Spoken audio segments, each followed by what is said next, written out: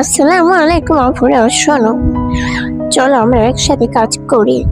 তো দুপুরে রান্নার জন্য এখন আমি সবকিছু কোটাকাটা করে নিচ্ছি। তো তোমরা দেখতে তো পাচ্ছ নাকি দেখছো না? বাট দেখলে তো তোমরা অবশ্যই একটা লাইক করতে তো আর কোনো সমস্যা হয় না। খুবই কষ্ট করে ভিডিও করি, তোমার ভিডিও করা লাগে, এডিট করা লাগে, আবার পোস্ট করা লাগে, খুবই কষ্ট। বাট কষ্টটা বুঝে তোমরা একটু লাইক করে দিলে, কমেন্ট করলে তোমাদের কি সমস্যা? তোমরা তো জানোই যে কাজ করতে এই যে বর্তমান গরম পড়া শুরু করেছে, তাতে অনেক সমস্যা। তো প্লিজ তোমরা একটু লাইক করো, সাপোর্ট করো প্লিজ, তাতে আমি আরো আগ্রহী হব ভিডিও করার জন্য। বাট তোমরা যদি আমার ভিডিওতে লাইক কমেন্ট কিছুই না করো, তখন আর মন চাইবে না যে ভিডিও করি। তোমার ভিডিও করতে ভালো লাগে তাই আমি করছি।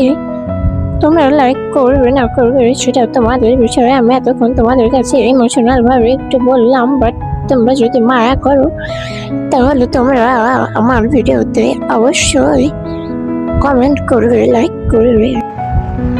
তো দেখো এখানে আমি সবগুলো সুন্দর করে কেটে ধুয়ে নিচ্ছি। তোমরা আবার বলো না যে একই পানির মধ্যে ধুচ্ছে, এগুলো আবার আমি ধুবো, বুঝছো? ময়লা দেখি কি কেউ খায় বলো? এগুলো তো বালি আছে, তাই এক এক করে এক একবার ধুয়ে নিচ্ছি, পরে আবার রান্না করার সময় আর একবার ধুবো। তো তোমরা আবার কেউ বাজে কমেন্ট করো না, সুন্দর সুন্দর কমেন্ট করবে। তো দেখো ওখানে আমি আলু কাঁকরোল কুটেছি ভাজার জন্য, আলু আবার কুটেছি সেটা মাংস রান্নার জন্য। এখানে আবার আদা কোটা হয়ে গেছে।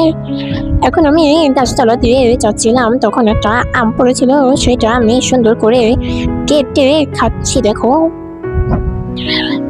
তো দেখো আমি একা একা খাচ্ছি না, তোমাদের জন্য কিছু রেখে দিয়েছি।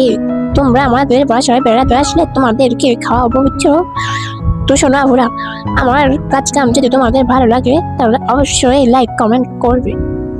তো এতটুকুই, তোমাদের সাথে দেখা হবে নেক্সট ভিডিওতে। Bye bye.